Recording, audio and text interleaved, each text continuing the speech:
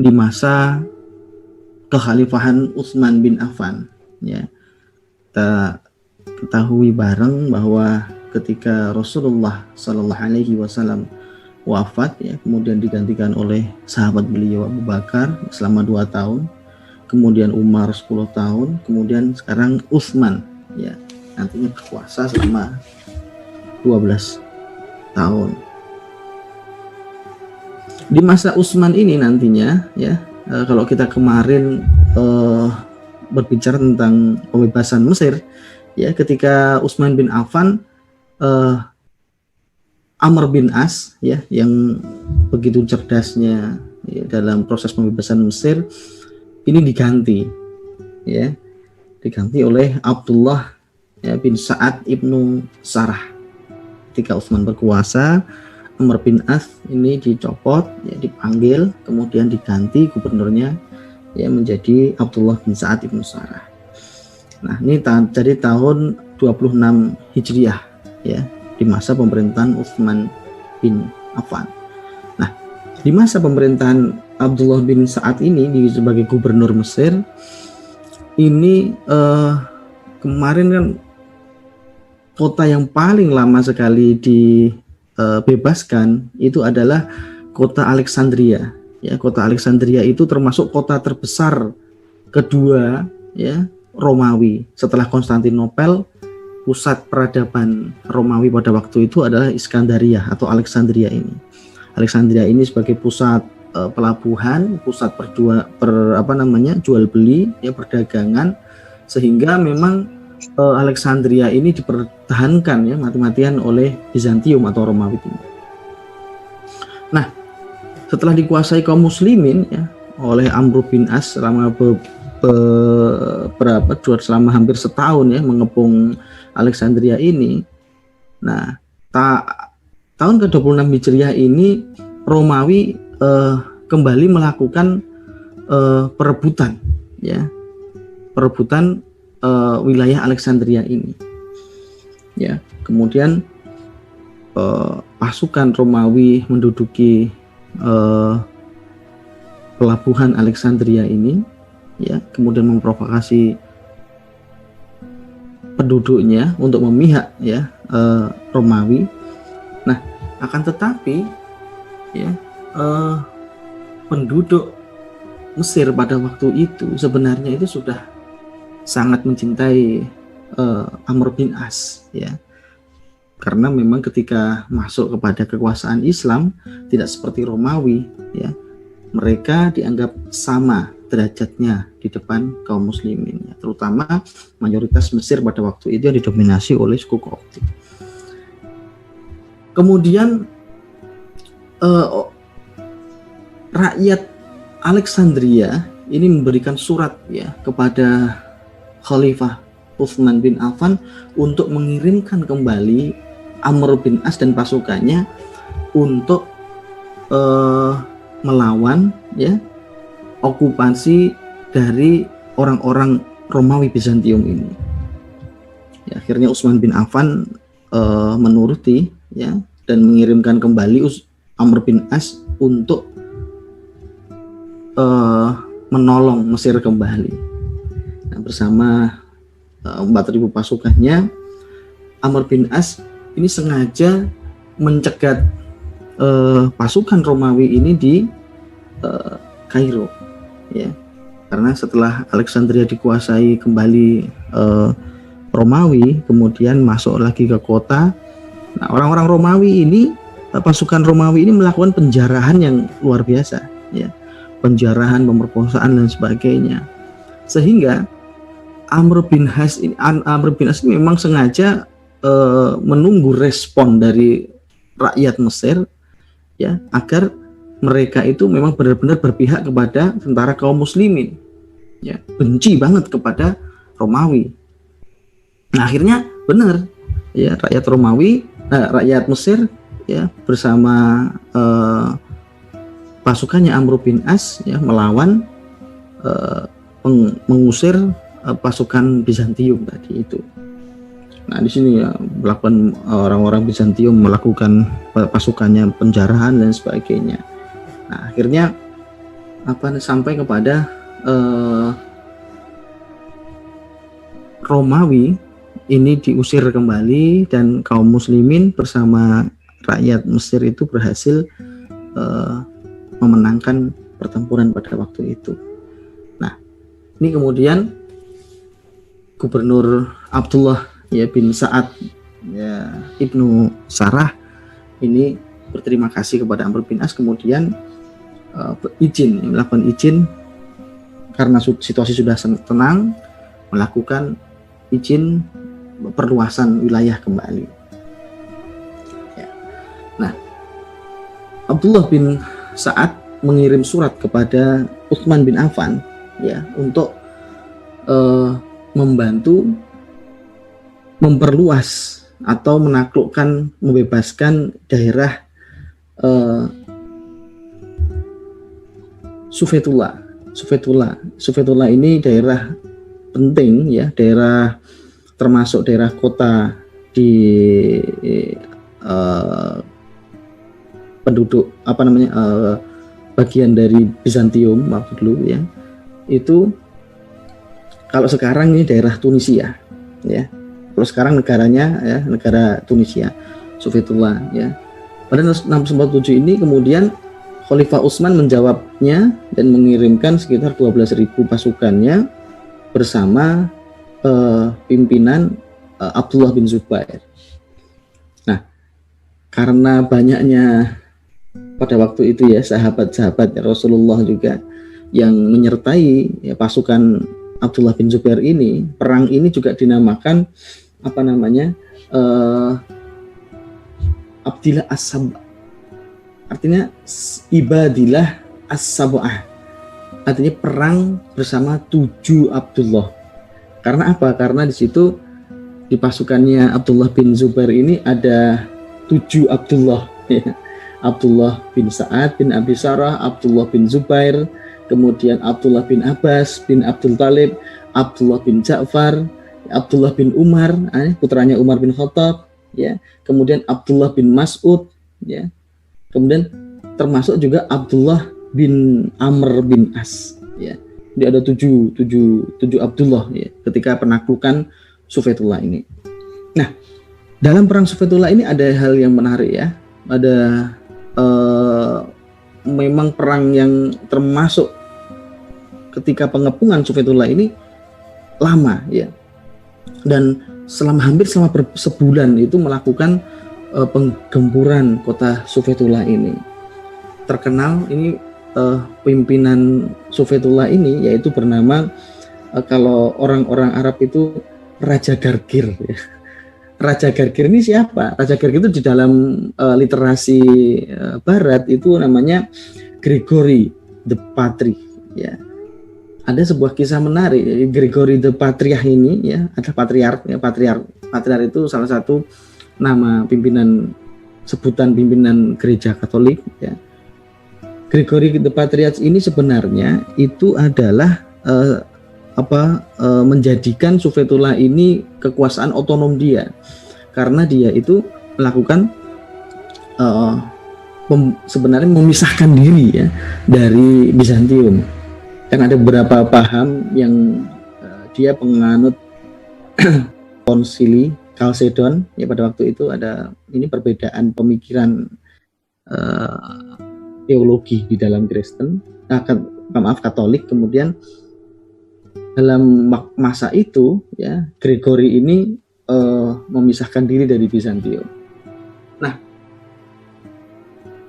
di perang inilah peran Abdullah bin Zubair pada waktu perang Sufetullah ini luar biasa.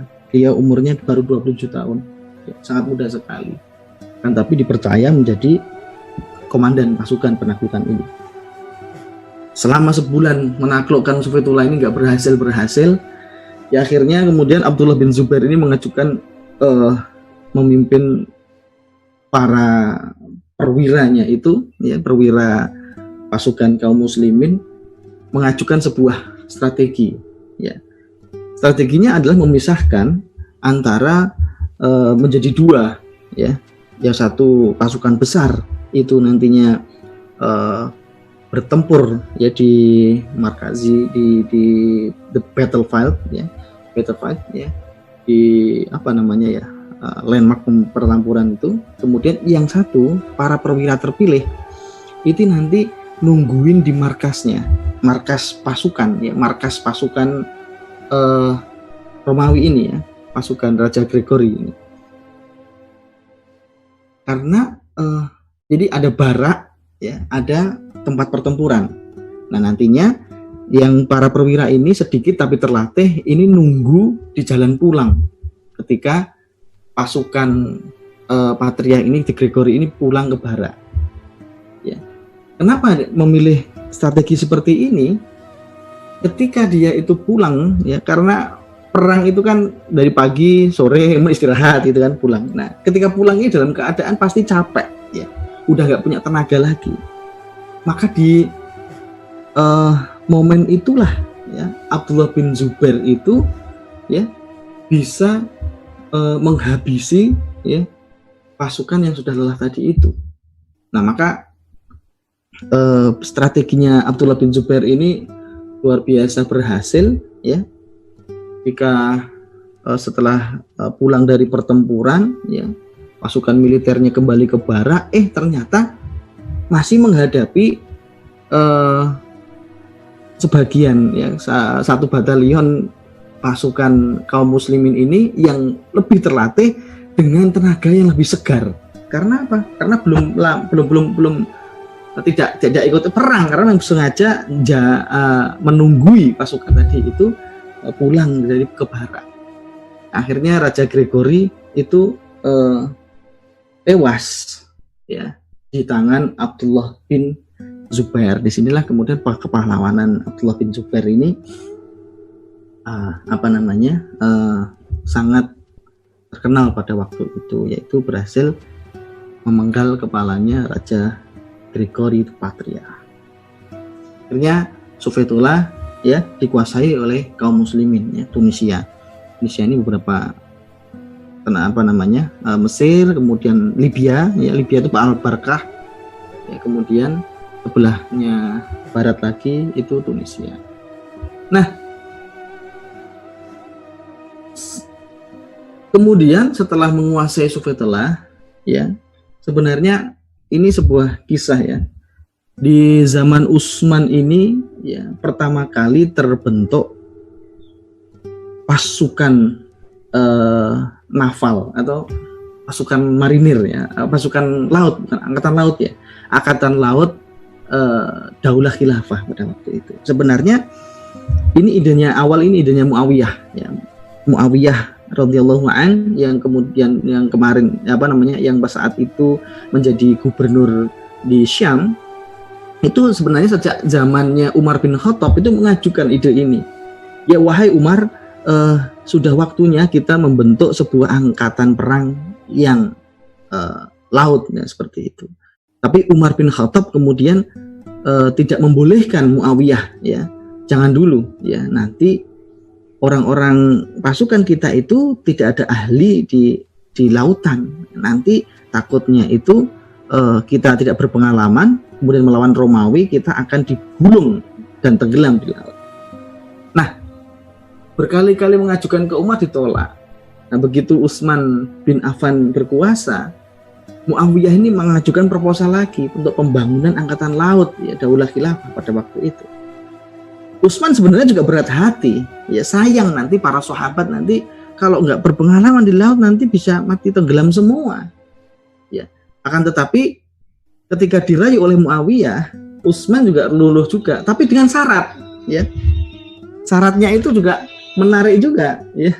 Di perang saat itu syaratnya Utsman itu kamu boleh membentuk pasukan angkatan laut, membangun galangan-galangan kapal, tapi nanti kalau misalnya itu dipakai untuk perang, syaratnya adalah istrimu bawa di dalam pasukan itu. Seperti itu ya. Suruh bawa istrinya. Kenapa? Salah satunya itu adalah Utsman tuh pengen menjamin bahwa Muawiyah ini nggak main-main mengorbankan nyawa para sahabat di pasukan lautnya itu, yaitu dengan membawa orang yang paling dicintainya. Wah, seperti itu kan ya, berlayar. Nah, akhirnya terbentuklah di masa Utsman itu pasukan laut, ya, angkatan laut ya, Daulah Khilafah. Ya. Nah, inilah perang pertama di laut, yaitu perang Dzat, ya, As-Suwari. Ya. Kalau dibahasakan kita itu perang tiang kapal, ya. Kalau di dalam literasi barat ini dinamakan Battle of the Mast. Battle of the Mast ya, tiang kapal itu, perang tiang kapal. Nah, jadi ketika perang ini ya, Muawiyah itu membawa istrinya, yaitu Fathiyah binti Quraidah, ya, yang sebelumnya dipakai untuk sebenarnya perang bersama di antara dua angkatan perang laut ini terjadi di perang Damas, tapi pasukan angkatan lautnya kekhilafahan itu sudah dipakai pertama kali itu untuk menaklukkan Siprus, ya, Siprus, untuk menyerang Siprus, pulau Siprus pada waktu itu. Nah, Muawiyah kemudian setelah penyerangan Siprus, kemudian Bizantium itu, Romawi itu merasa, wah ini sebelum pasukan lautnya khilafah itu membesar, kita harus menghabisi dulu. Maka Romawi ya itu tidak main-main ya, membawa 700 kapal untuk menyerang kekhilafahan pada waktu itu. Ya. Akhirnya karena kita juga punya pasukan laut, ya, Romawi dicegat di pantai. Memang ada perdebatan ya, beberapa sejarawan Muslim ini berbeda pendapat di mana letaknya perang Zatuswari ini. Di daerah Punix kalau orang Barat, kalau di kisah-kisah kaum muslimin ini di pantai Alexandria. Nah, bertemulah dua pasukan laut Romawi yang saat itu sudah terkenal bahwa pasukan lautnya Romawi itu penguasa lautan ya. Kayak mungkin kalau di sini mungkin saat ini mungkin terkenalnya Inggris ya, yang penguasa lautan ya. Pada waktu itu Romawi yang menguasai dengan teknologi fire Yunannya, yaitu kapal yang bisa nyemprot api itu ya, menghadapi pasukan lautnya khilafah pada waktu itu. Nah, Abdullah ya Ibnu Sarah itu bingung nih menghadapinya, strateginya gimana gitu kan ya, karena belum pernah kaum muslimin itu berpengalaman ya perang di laut itu kayak apa nantinya. Maka strateginya Abdullah ya bin Sa'ad pada waktu itu ya adalah ya memerintahkan komandan laut ya kaum muslimin, yaitu Busr bin Arto'ah pada waktu itu, dengan udah kita perang sama jadikan perang laut ini seperti perang di darat. Ya, akhirnya 700 kapal Romawi itu dideketi kapal kaum muslimin, kemudian ada pasukan katak nyemplung yang mengikat satu kapal Romawi, diikat dengan satu kapal kaum muslimin. Ya, jadi inilah kemudian antara tiang laut, tiang kapal kaum muslimin dengan tiang kapalnya Romawi, pasukan Romawi ini bersatu. Ya, jadi dua pasukan ini bertemu di kapal bareng, mepet gitu kan ya. Nah, ini yang disebut Dzat Aswari atau Battle of the Mast, karena tiang-tiangnya itu beradu seperti itu. Nah, inilah Abdullah bin Sa'ad strateginya memindahkan perang laut ke darat. Ya, tadi itu diikat. Akhirnya kaum muslimin berhasil memenangkan perang ya Zatuswari ini, perang the Battle of Mast ya, yang berakibat Kaisar Romawi pada waktu yang ikut dalam rombongan ini itu terlunta-lunta, terluka parah, sampai walaupun belum mati ya, kemudian terdampar di Siprus. Oke, ini adalah pengalaman pertama perang laut ya di khilafah. Kayaknya sudah azan sini. Oke. Alexandria ini terjadi di mana? Iya, karena memang ada yang berpendapat di Mediterania, di kepulauan Mediterania, tapi yang paling kuat ya menurut Profesor Muhammad As-Salabi ya, ini karena ada indikasi-indikasi terjadi di daerah kaum muslimin. Karena apa? Karena posisinya itu Romawi menyerang kita. Ya gitu kan ya, berarti kita yang bertahan. Ya. Itu. Nah, galangan kapalnya ini kaum muslim itu punya dua ya di Syam, di pantainya Syam itu, kalau sekarang mungkin di Rafah ya. Dan di Mesir itu pabrik galangan kapalnya kaum muslimin pada waktu itu. Nah, ketika berarti kalau di Alexandria dia berlayar dulu sampai ke sana, ke pinggiran pantai Alexandria, kemudian terjadi peperangan inilah. Ini peperangannya dahsyat dan dikenang ya, di dalam sejarah perang di dunia, yaitu Battle of the Mass ini terkenal ya, perang strategi perangnya kaum muslimin. Itu ya di Alexandria. Gandaria. Oke. Kita ini mungkin karena sudah masuk subuh ya. Di sini sudah azan, di situ belum azan ya.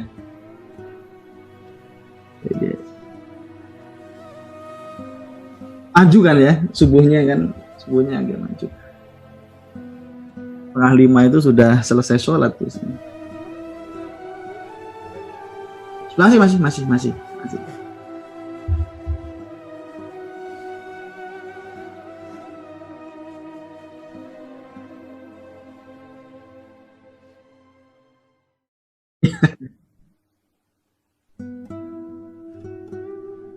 Ya, sebenarnya masih panjang ya. Jadi kalau kita lihat di sini, ini peta wilayah pada waktu di masa itu Afrika itu dibagi jadi 3 daerah ini ya, Misri atau Mesir, kemudian Ifriqiyah.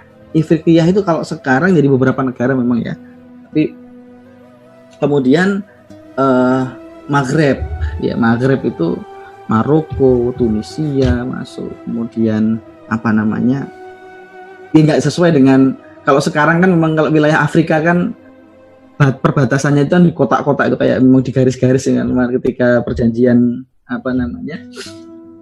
orang pada waktu itu Sykes-Picus ya. Sykes itu Afrika ini memang di kotak-kotak. Tapi kalau zaman dulu ya kalau wilayahnya dinamakan Mesir, Barkah, waktu Libya ya, kemudian Ifriqiyah ya, kemudian Maghreb. Nah, Afrika Utara ini total itu ditaklukkan itu selama 60 tahun. Jadi lebih susah Afrika daripada kemarin menaklukkan Persia. Ya. Karena Afrika Utara ini dihuni oleh salah satu suku yang Mbalelo ya, sukunya itu barbar ya, atau namanya Amazik atau barbar. Dan barbar ini ya secara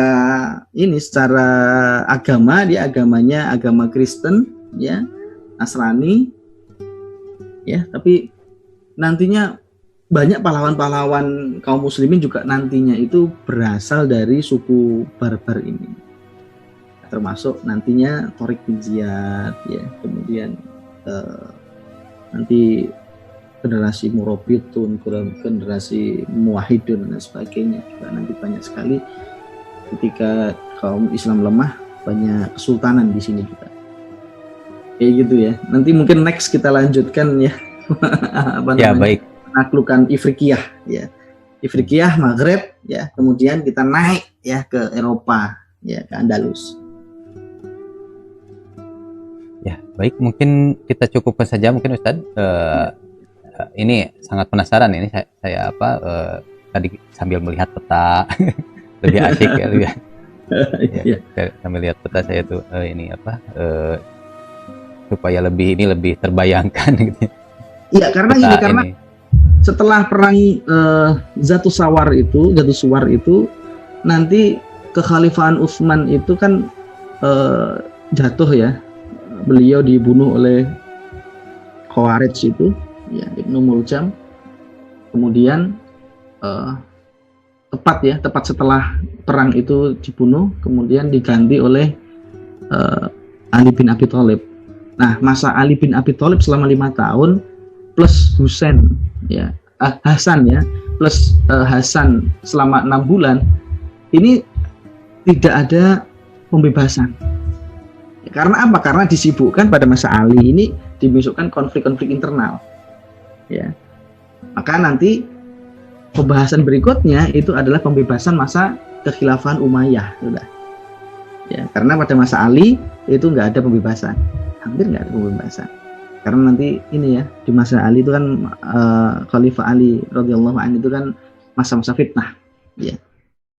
Masa-masa fitnah, ya, ada perang Siffin di sana, ada perang Jamal di sana, ya, yang untuk pertama kalinya kaum muslimin tercerai-berai.